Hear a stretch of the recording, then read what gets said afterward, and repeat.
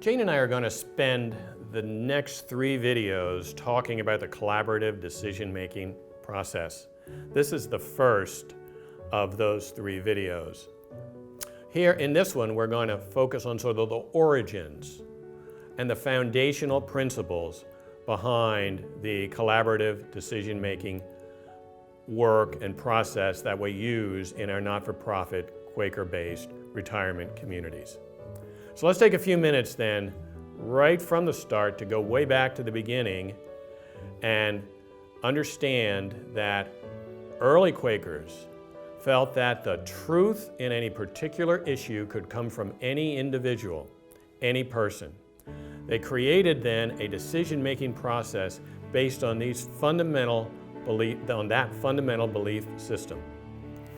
So for the past 350 years then, Quakers have been using this approach to decision making to help everyone recognize that everyone can stay connected with the group and connected to the Spirit in this decision-making process.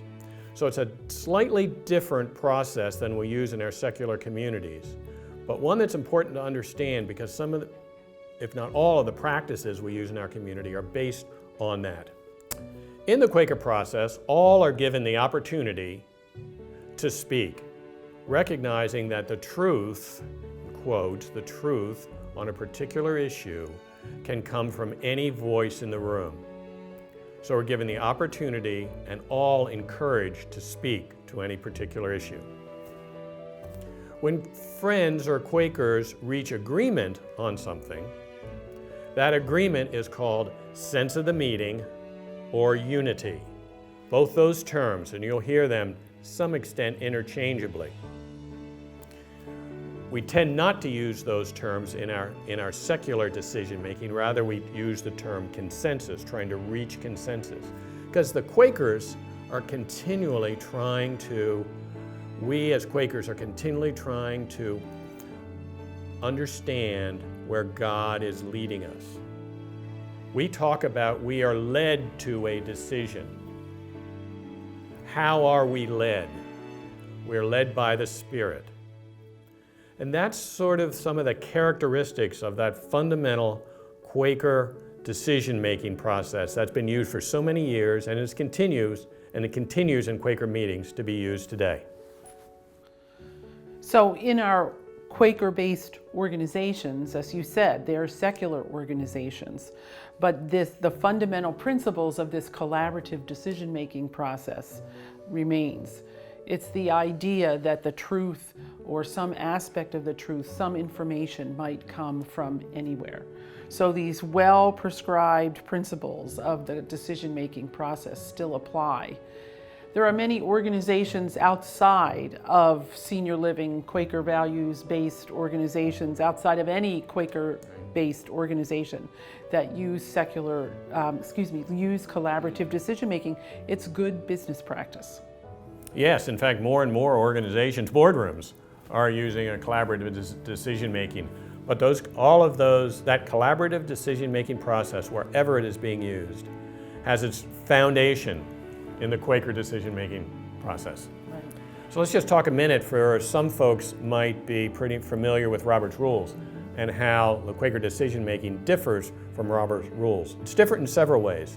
Certainly, I think from the strength of the decision is important, because in a consensus-making decision process, everyone agrees with the decision. The entire body moves forward, the entire group moves forward, understanding that we've all agreed to this decision. So that's one example. I think it minimizes divisiveness and gives us an opportunity to stay in relationship. We've talked about staying in relationship in prior videos, and we're going to talk about it in this one and others. That is such an important part, I would say, about the fundamental Quaker decision-making process.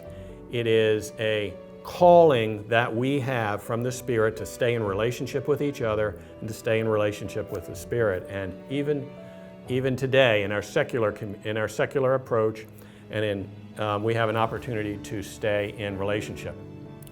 The other thing, I guess, in terms of Robert's rules is that we do not have a rigid set of parliamentary rules. That different people who clerk or chair a process are going to have slightly different tendencies, slightly different approaches. And you'll see that as we move forward in the second and third video on this topic. Yeah. So a fundamental piece of this collaborative decision making to have success is that there needs to be absolute clarity over who is the ultimate decision-making body with this particular issue. Is it the board of directors? Is it the CEO or executive director? Is it a department head? Is it a resident group? There can be confusion when folks think they are being involved in the decision-making process when what you are doing is asking them for input. So it's very important that for both the people who are making the decision and people who are just being asked to provide input, that there is clarity in what their role is in this whole process. I think that's really important, Jane, and I just want to put an exclamation point on that because that's when I've seen the process sort of go off the rails, if you will, most frequently, and when there's not clarity around who is making the final decision on this. And then it really it can be disheartening and discouraging and makes the process much more difficult if those expectations are not set right at the beginning. Right. So with good process, good collaborative decision-making process, there is clarity for everyone involved exactly how they are going to be involved in the process. Right. Is it for input? Is it they're just being informed? Are they part of the decision-making body? Right. Yeah. So these next several videos that we're going to do, next two actually, are going to address some of the basis for a successful collaborative decision-making process. One is going to be on the role of the participants, and one will be on the role of the facilitator, the chair, or the clerk.